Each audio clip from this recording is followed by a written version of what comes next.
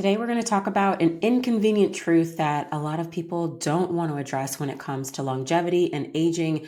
And it's the fact that less than 10% of people are actually going to age well.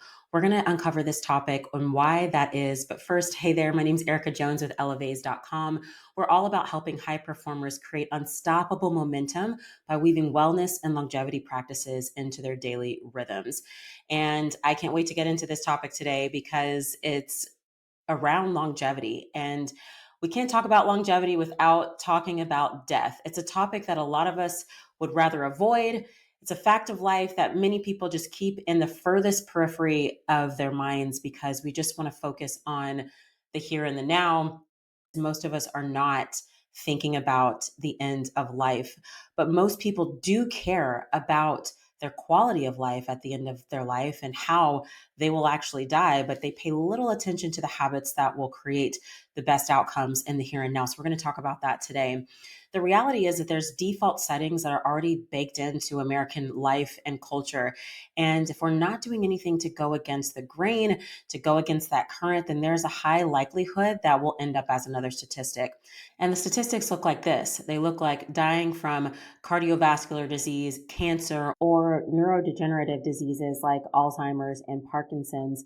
These are the leading health related causes of death in America. And dying from these conditions can be slow and painful in many cases, such as cancer, especially if someone's been dealing with a recurrence of cancer, or if they're dealing with something like neurodegenerative disease. I personally watched my grandfather decline over a period of about 9 years when he was diagnosed with dementia and then later Alzheimer's. And it's just a very sad way to experience end of life. The default in America is these two things. It's the slow and painful decline over many years or many months, or it can be that fast and quick sudden onset of death.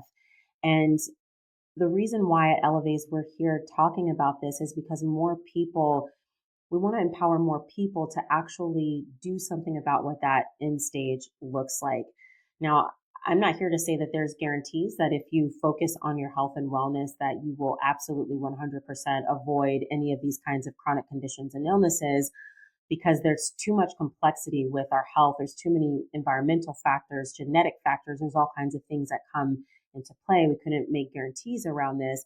But what I can share is that if you're doing all that you can to support yourself in your wellness, then at least you can have the assurance that you've done your best, you've done all you can, and perhaps even stave off or avoid disease entirely later on down the road. If you don't push against the tide of chronic disease and illness, then you can count on getting swept out into the ocean. And the tide is essentially our American society, our culture, the way we live, the way most people have a sedentary lifestyle, the way we eat, the way we drink. All of these things are that pull of the tide. And so we want to push against that to really do our best to age well and gracefully. Now, if you're enjoying this content, if you would just take a moment to hit the like button and subscribe, it really helps us to get this information out to more people. Thank you so much. So, in my quest to make sure that I'm doing all that I can with my longevity and my wellness, I picked up Peter Attia's book called Outlive. You may have heard of it before, but he's a doctor, a researcher on longevity. And one of the exercises he does with his patients is one that I was intrigued by. He actually asks them what they want their future to look like. What do you want to be doing when you're in your 60s, your 70s, your 80s, and your 90s? A lot of people assume that they'll just kind of carry on doing the things that they're currently doing, not realizing the effort that is required to actually make that happen. And so, for example, if you love to ski and you want to continue doing that, as you age, you're going to have a plan to maintain and even strengthen your endurance, your agility, and so forth. And when I think about my own future, what I want to be doing into my 80s, into my 90s, even, I want to be able to get out into my garden. I want to be able to get down in the floor with my grandbabies and great grandbabies and drive a car to maintain my independence. I'll want to be able to continue cooking and baking. Those are things that I absolutely love. I love serving people in my life that I love through food. Absolutely love that. It's really important to think about this because just by default, we will not be able to do the things that we're currently doing now.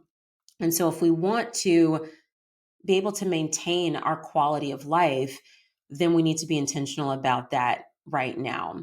So, this is where the topic of health span really comes in. And you've probably heard of this before, but health span is all about the quality of your years. Lifespan is more about the length of your years, how long you're able to live. And modern medicine has made it so that we've been able to extend the length of our years exponentially from where it was decades ago. But the question now is about the quality of those years. And so, if you aren't able to do what you love because your body's too weak or you're struggling with some kind of debilitating chronic condition, it just saps the joy out of life. This can also contribute to depression and an overall decline as we age. Because think about it. If you're someone who, let's say you like traveling with your family, or let's say you like going fishing with your kids, if you are debilitated physically and you can no longer do the things that you love anymore, just fast forward and imagine what that kind of life feels like. And that's what most people are dealing with when they're in their 70s, 80s, and 90s. They're having to rely on a caretaker. They don't have their autonomy anymore. They can't do a lot of the things that they love anymore. And you can naturally see how this would contribute to their overall emotional suffering and the pain that comes from leaving a fulfilling life behind. Hopefully, you have a fulfilling life now. If not, that's something to work on too as we talk about longevity. But imagine leaving a life of fulfillment behind and then kind of going into this new life as you age that really looks black and white, whereas everything was in color before. So it's really something to think about as we consider what it takes to age well and to age gracefully. I came across an interesting article last week that was all about a Harvard study that followed 100,000 people in a 30-year period. And the participants were at least 39 years old and free of chronic disease at the onset of the study. And so, what they did was they followed these people and asked them to submit a dietary questionnaire every 4 years. And the findings were pretty remarkable. Less than 10% of those people, this is a big study, it's 100,000 people, less than 10% of those people had survived to age 70 in good health. And good health was determined to be free of chronic disease in good physical, mental, and cognitive health. There was less than 10% out of those 100,000 people. It would be interesting to know, going back to look at the study, how many people actually survived to age 70. But of those that had survived, that actually lived to that point, less than 10% had made it to that point without some kind of chronic illness, debilitating health condition, or neurodegenerative disease. And so I don't know about you, but to me, 70 is still pretty young. It's not what I would call elderly by any means. And maybe this is because I know people in my life who have lived to that age and they're active and they're independent and they get around just fine. So maybe it's just me, but when I think of age 70, I don't think that that's elderly. So I was really surprised with this data. One interesting tidbit from the study shows that those with healthy diets were up to 84% more likely to age in good health compared to those with the worst health outcomes. Wow, I'm going to say that one more time. Those with healthy diets, remember, they're starting the study when people were at least age 39. So about 39 to 40 is when they start this study. Those with healthy diets were up to 84% more likely to age in good health compared to those with the worst health outcomes. Now, look, I'm not here to be religious about diets and beat the drum for this particular nutrition plan over the other. I think people can be successful with a wide variety of different eating cadences and patterns.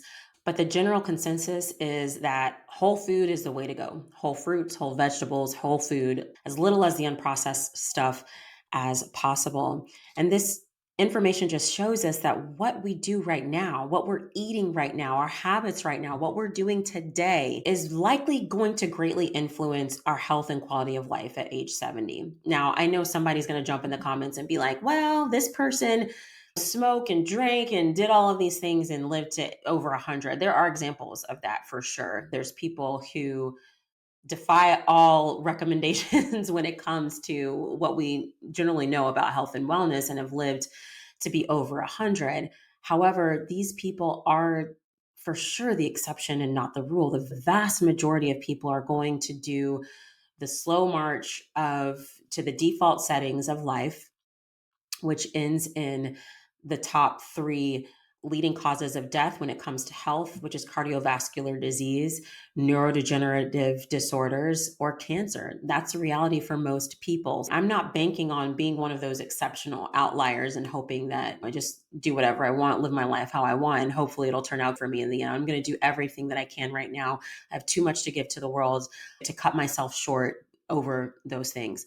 So, this is why we focus on habits with us, with Elevays, our channel, our entire philosophy is about being consistent with what we're doing day in and day out for our wellness and longevity because our habits, whether good or bad, they're actually creating the future that we will live in tomorrow. Those are just facts. And this is not just pertaining to health, it's pertaining to everything.